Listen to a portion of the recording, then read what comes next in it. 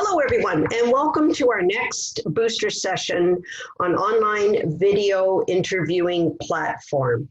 So what exactly does this mean? An online interview is also known as a virtual job interview. As we are heavy into COVID and having to do a lot of things remotely and doing social distancing, this is a new way of life for a lot of employers and candidates in order to get a job interview. There's still a lot of job interviews being done, so don't be discouraged if you don't get invited to an in-person, but you will get invited to a social or a virtual job. So we're going to talk today about some traditional and best practices and what's the difference between an in-person interview or a virtual interview. Some of the ways that you may get an invite is to do it either through Zoom, such as we do, or Skype. There's also other online platforms such as GoToMeetings that you may get an invite to, but they're all basically the same thing. Right now, about 60% of hiring managers and recruiters are using this platform online for job interviews. The reason being, it does replace an in-person interview, is one thing. It's a very useful tool to screen candidates prior to an in-person interview. And it's also time and money advantageous. So you're not paying for gas if you drive to get down there, the time you have to leave your house, get ready. Also for an employer, they can do it from anywhere in the world. So this is really convenient if you're applying for a position with a company that is worldwide. So it also gives the employer an opportunity to determine if you're a good fit for the role. So it's really a pre-screening as well. The preparations that you do for an online interview are going to be the exact same as if you did really an in-person. You want to check the location of the company. You want to check their hours of operation and really get to know what their business is. You don't want to just be applying for every job that's out there, because sooner or later, you're going to get disappointed because you're not hearing from the companies, or it's just, you're going to get into a repetitive motion. Okay, here's my resume, here's my cover letter. So really take the time to get to know the company and get to know if it's an interest to you. You're going to be much more happier in a job if you know what their business is and you like what they do, you believe in them. So researching the company is huge. A couple of things you need to do to get ready to position yourself for an interview. Things you're going to need are a camera or a webcam. A lot of the laptops, if you're using laptops today's world, come with a built-in camera and microphone. Okay, if you're using your cell phone, you should be sure that you have, of course, all of these things, but also have your earphones in when you're doing an online. Okay, that helps distract from any outside or any noise that might be in the background. Be sure that you have an uncluttered and a professional background behind you. We're going to show you a couple examples in the next slide of what we mean by that. The other thing is, be sure it's quiet. If you have children at home, explain to them that you need to have at least, I would take an hour out of your time that you need to have, because you never know how long it's going to be. It won't be more than an hour, that's for sure. So you've got your setup ready. Now you need to be sure that you're ready. Ensure you've got your resume and your cover letter for what you sent to this company, okay? It's not going to make sense if you have another cover letter for another company, because it should be different from every opportunity, every position that you apply to. Your cover letter should be a little bit different. So be sure you've got the version and the right version of your cover letter and your resume, and also a notepad and pen. This is a really good example of what your space should look like. So you sitting in that chair looking towards your computer. So whatever is behind you is what the employer is going to see. Sort of like what you see in my background right now. Again, the picture on the right shows your headphones, your computer, a notebook, and a pen, because you will want to take some notes.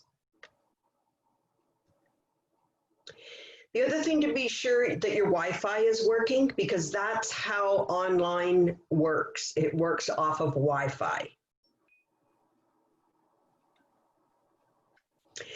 And doing an online interview, a lot of employers will be using, a lot of computers use artificial intelligence. So what does that mean? It's actually the ability for the computer to do tasks what an employer would do in person. And what I mean by that are artificial intelligence can detect your eye contact, your tone of your voice, your facial expression. So as if you were sitting in front of a person live. A couple of examples of artificial intelligence that everyone can relate to today is Siri or Alexa. And employers also use artificial intelligence to pick up certain skills and qualifications. So for instance, if they have recommended or they have asked for some skills and qualifications of customer service, 3 years of customer service, if you've put that on your resume, artificial intelligence will pick that up. So what happens is in the background, which you will never see, but when an employer puts a position up either on Indeed, Workopolis, any of the websites, they get to pick and choose as they are posting that position, what are the top skills they're looking for. So what artificial intelligence does is it reads through your resume very quickly and will pick up if those key items, what the employers put down on the job posting, are included in your resume. So that's why we, in another one of our presentations, we stress that you read and reread the posting.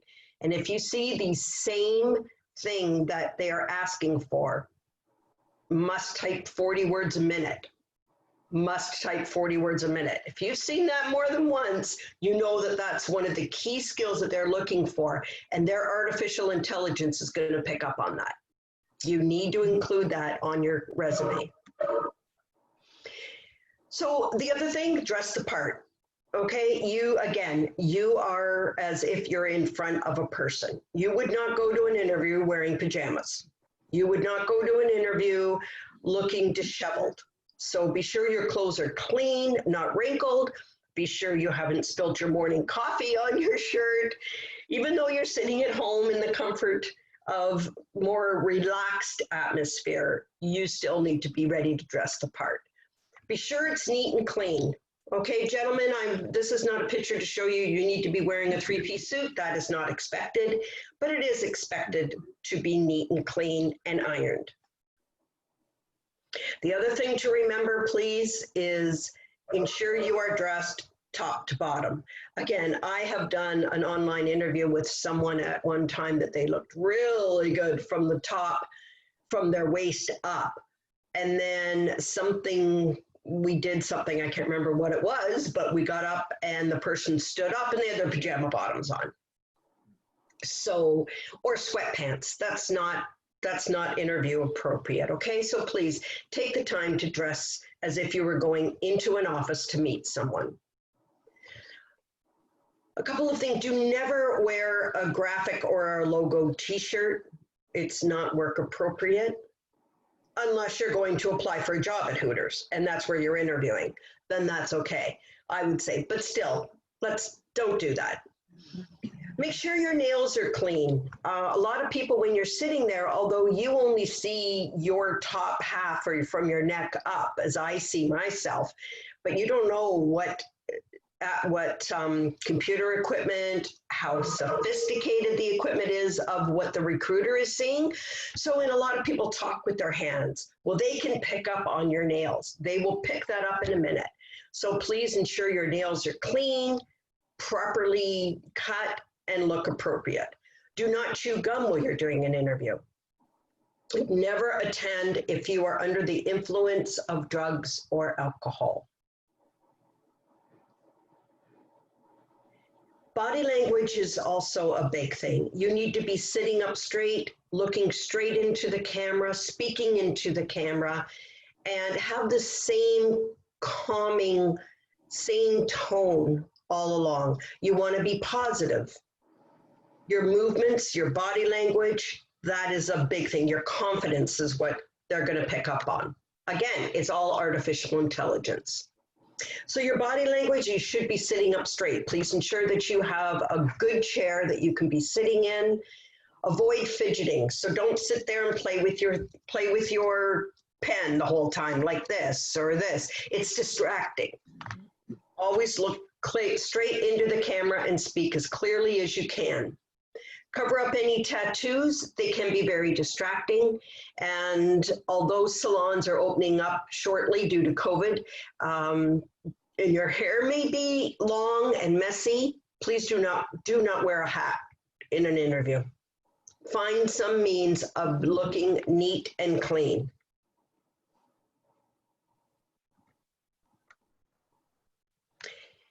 Questions are a big part of preparation for an interview.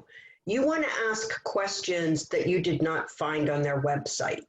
So you've done your research on the company. You've read through the posting completely. So what are some of the questions that you might come up with? And don't ask fluff questions, people. Please.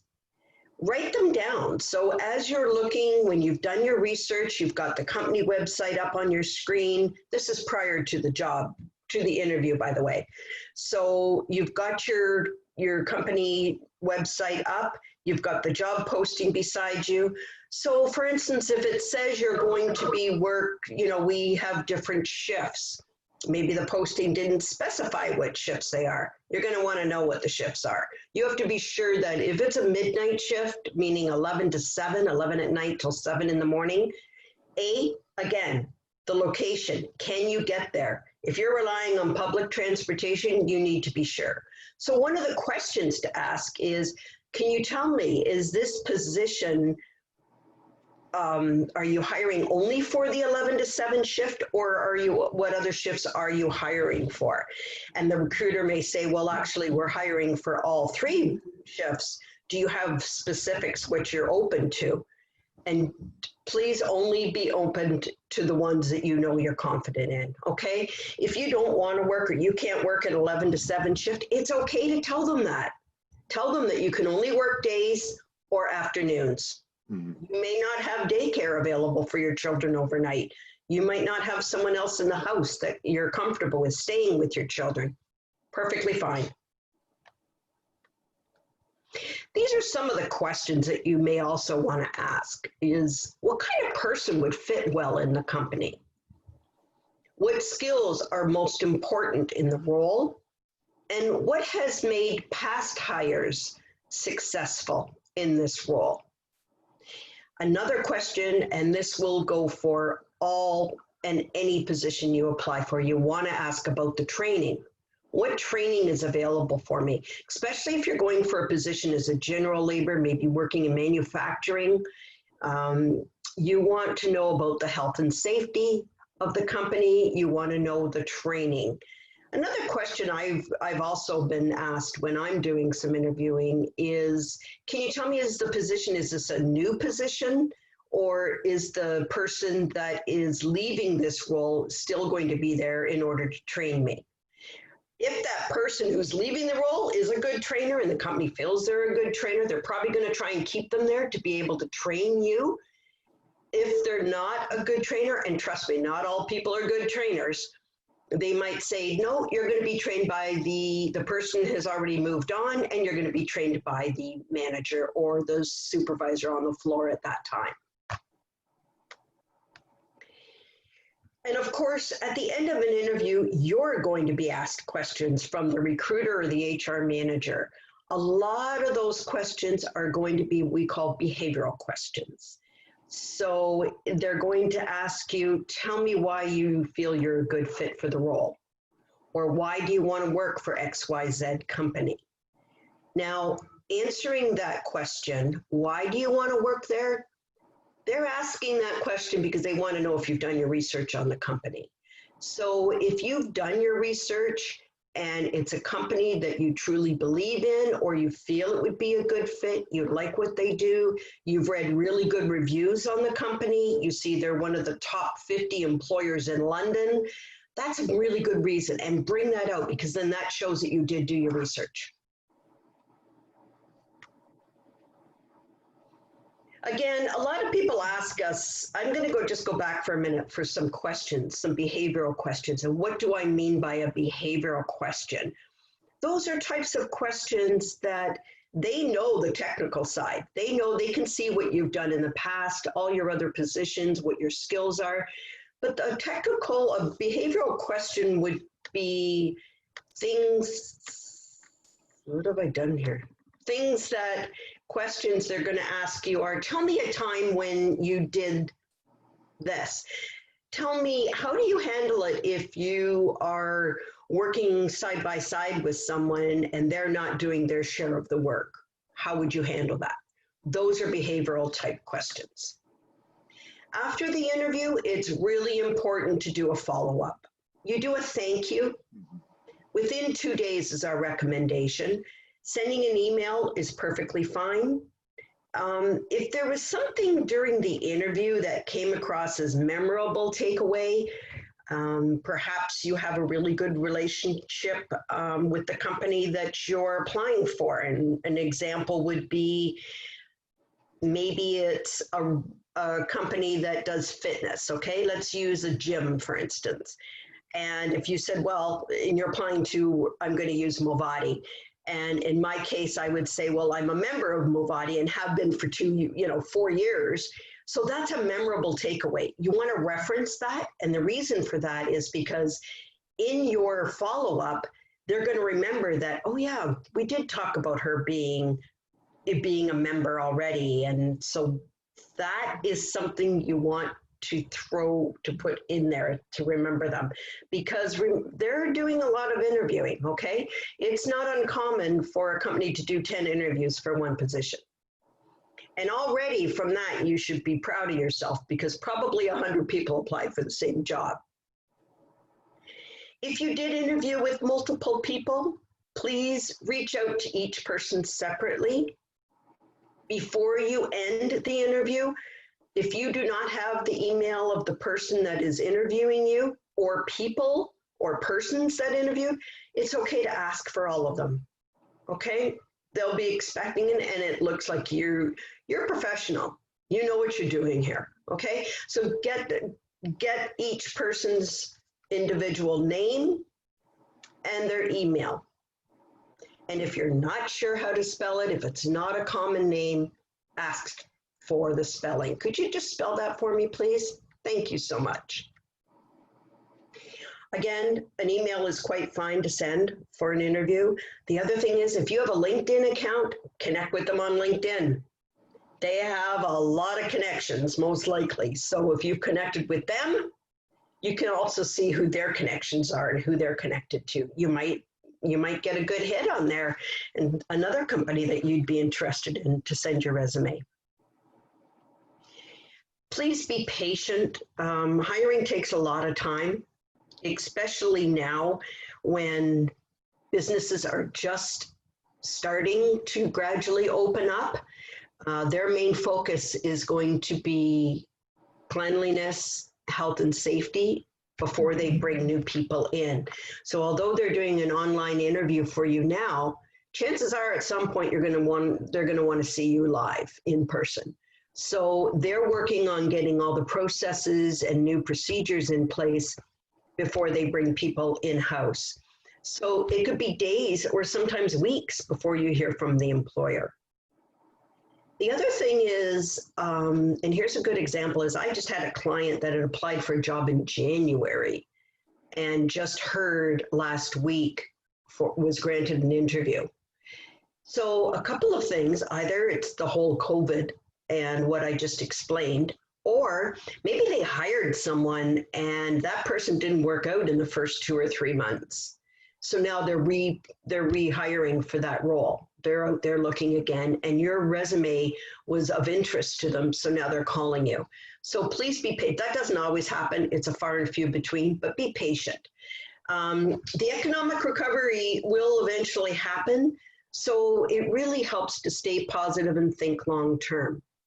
Although that you have sent a thank you for the interview, and if the person has said to you, I will definitely get back to you by Friday of this week, if you haven't heard from them by, say, next Tuesday of the following week, it's okay to make a phone call. Okay, so you've already done your thank you very much for the interview follow-up, and now you're going to say, okay, thank you. Can you tell me where you're at in the recruiting process? Now, if they have said to you, oh, you know, it's going to take me a good week or so, then don't be antagonizing them and bothering them all the time. Wait a week or wait a week and a half and then call them and just say, I'm just curious to see where you're at in the recruiting process, if I'm still being considered as a candidate for this role. You've got this. You have a great resume. You've either been trained with us at Pathways, or you've got past experience and skills that make you confident, and you have what they're looking for. So you've got every reason that you should be. They've called you already for an interview, so be confident in yourself. Now, I'm going to start a quick YouTube video that's going to give you just a quick recap on a couple more things that I did not touch on in your preparation for an interview.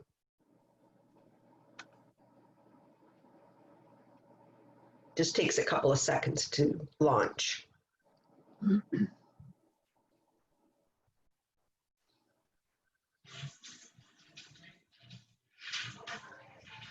Sandi, can you share that screen?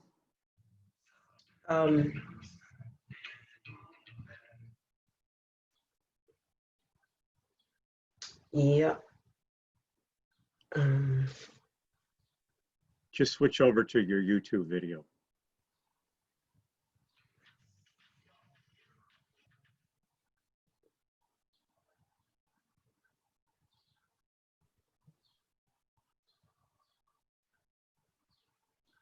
Can you do it, Harvey? No, I can't. I don't have that control.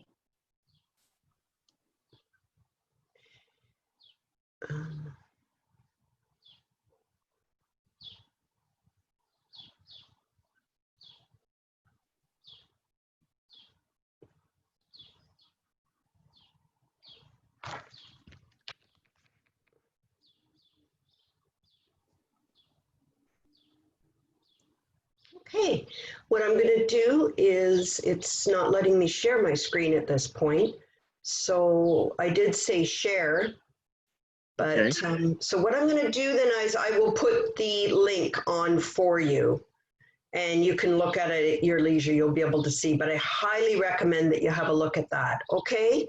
Because it's a really good recap. It talks about the lighting. It talks about a lot of other things that you need to do.